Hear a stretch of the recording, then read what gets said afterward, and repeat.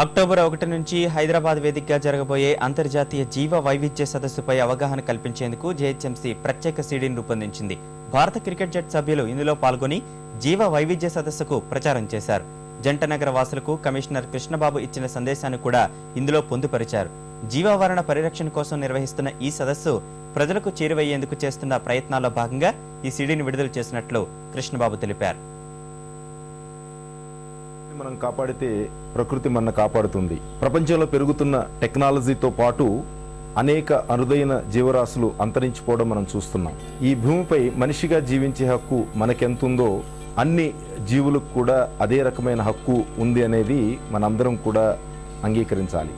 కనుమరుగవుతున్న జీవరాశుల్ని కాపాడుకోవడం మన బాధ్యత.